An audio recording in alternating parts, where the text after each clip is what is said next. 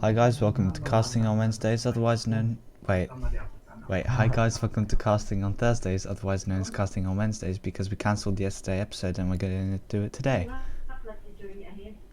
Please ignore the background noise. We have to do this in a short amount of time, so hopefully it does not escalate, and hopefully I could edit it out. If not, then you can enjoy the wonders of Tagalog. Well, I think with this comment on the article, says he's using fear, phobias, racism, classism, and greed, etc., to divide and rule. Yeah, I think that's what's happening. But then again, I don't see why North Korea would even dare strike with a nuclear warhead. Yeah, I think we talked about I don't this. see like the benefit of it. Yeah, 'Cause they would. Because if it was a nuclear warhead, it would affect the whole world, and affecting the whole world means the whole world's going to be against you. yeah, I definitely agree with you. The thing is, I think we talked about this in the previous podcast. It's kind of like the if a certain nation has been brought up to believe it is the best and it has no external input whatsoever of larger nations telling them, listen, we have the bigger economy, we have the bigger military power, and I think that it's just the mindset of the North Korean the I mean, I wouldn't call it all of the people mindset. I'd just call it the dictator's mindset, and then the people would follow, because it's something that's been going on for like decades now. This kind of is this kind of sealed off nation. I mean, I honestly don't think that if you have no input and no output, what's going on? Like, you have a whole area here that no one exactly knows, like what's going on in there day to day. Like, I think that if it's and also now the hotlines between North and South Korea have been disconnected, severed by the North Koreans purposefully. I mean, it's even more alienating. They're even more they're secluding themselves even more from the outside world, which poses more of a danger, wouldn't you think? Yeah, definitely.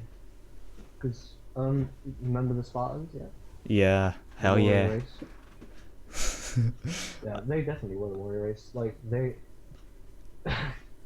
just wanted there's to kill there's hundreds, certain, like, I swear, it's like certain devotion that comes with believing in a really, like, strong orthodox belief in a certain ruler or cause, like that just cranks up your mental capability, like maybe not mental capability, maybe physical capability, would you say? Because you are more willing to die for whatever it is you're fighting for. And so it, like, would it make you a certain kind of like a super soldier, or I mean, I guess it would depend on the cause. If it's an aggressive stance that a certain cult would have, then it would definitely be successful uh, in taking people out in smaller numbers. yeah. But what the Spartans did, it was like for their home basically, Yeah, and they did it to become like men basically. yeah, They had to do this. That was their like nature, and training them like since they were children, it made them almost like super soldiers, but they're still people, you know. yeah, They're still people. They just have less emotion. yeah. Yeah. It's would you say it's all about they're brought up from a young age to be taught that emotion really doesn't play a big part in this kind of machine human they're trying to create, to try and get rid of any opposition. Yeah, I think Yeah. that's a good comparison, because it's like it really shows the devotions of the Spartans. It's very much like the devotions of the North Korean people right now, um, Yeah, around the definitely. But Pyongyang. Is that how you pronounce it? I'm not exactly I have sure. no idea. Yeah. But yeah, You saw that um, that latest footage of the people. They were like jumping into the cold water, still trying to get a hand of the of Kim Jong Un, who was on the boat. I mean, I think that that's, these are adults. Like they have, like adults. Adults are running into the waters just to get the last like touch of his hand, maybe. I mean, that's crazy. It's crazy how in the 21st century something like that still exists. To me, anyways. yeah, it's crazy, definitely crazy. But I don't understand why. You know, they could have. Well, I guess they've been like brought up that way. Um, ruled by fear, I guess. Fear, Yeah. that's like the worst way to bring up something. It's like, I think it's like I'm gonna compare this, and I'm kind of eerie on if I want to compare it or not. Charles Manson, who was a serial killer. Well, he didn't. I don't think he did anything of the killing himself. I think I told you about this once. We were walking around town, and I told you about Charles Manson, who had this family. He had this group who were devoted to him, and they did his bidding. Like he would basically hypnotize them in a way, and make them do these horrible things, because it was just, I think it was like this love-hate relationship. And what I mean by that in specific is he would um not inflict pain. I'm not sure if that's the right phrase. uh he would basically be negative to them, and then reward them when it's kind of like a dog thing, like treating a dog. You'd give him a treat when he's like conditioning, basically. I think that's what I'm trying to get to. It was kind of a uh conditioning Awkward. thing. Yeah, and it was really successful even in people. I mean, we are still part of nature, and we still have these certain traits, right? So Yeah, I think that these are still existent in everyone's minds. It's just, those people over there in North Korea got kind of the bad end of the stick, and those are the ones that grow up to be influenced by this. And I mean, it'd be terrifying for me. Like, if I was to be born into a North Korean family, and like that's all I would see. That is all I would see. Kim Jong Un, like their fucking face all over the walls of my house, and we have to pay our respects every single day. We have to learn about him in school. If that's all I've seen, like, I think it'd be terrifying for me if I was to go out of North Korea and see maybe the Western culture. I think would the Western culture be the most advanced right now? Is it? I'm not sure. most likely. I'm Yeah. pretty sure it is, or maybe China. Is China? Because they have quite a lot of technological Yeah, aspects to it. advancements. Well, either one. I think if plus China's communist as well. So I guess if I was to say Western European maybe, or just the Western civilization, if I was brought into that, it would terrify me how little I've known, and how much, like, Was kept. yeah, that would, Yeah. I don't think it would be easy for that transition to happen. And so if there was to ever be any kind of I don't want to call it victory, but if there was ever to be North Korea that's based upon Western ideals, it would definitely be a long, long way off, because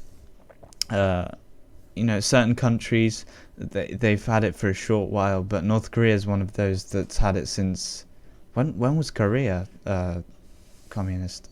I think it, like, just after the revolution or Second World War. I can't remember. I can't call on that, but I think that if it's such a long time, and it's like been covered up all this time, anything of North Korea is basically people.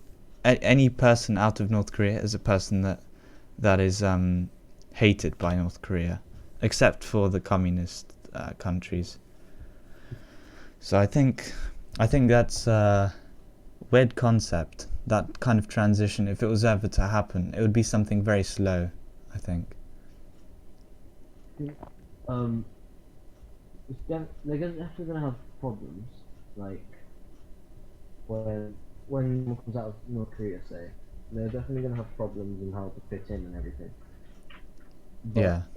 I think over time, like anything can bring them closer together with other people, of course. And Yeah. people will respect them, you know. It just But- it just depends on, like, it's just I see in a person, in an adult North Korean, a person that is really hard to change. It's like one of those I hate to say this, like, because it's picking certain people out, but you know, that kind of person that's very stubborn minded. They will not change their opinion, not because not because they think that they have good evidence for keeping that opinion alive, keeping that kind of view on a certain aspect of society. Not because of that. It's because they just don't want to change. It's the change aspect of it kind of scares them, and it's saying, no, you can't change. You've got your brain has been believing this all this time, and hanging on to that means that it's going to stay there for a while, and you can get five people telling that one person that it's that's not how it works anymore, but that one person is still going to keep that kind of mentality because their mind is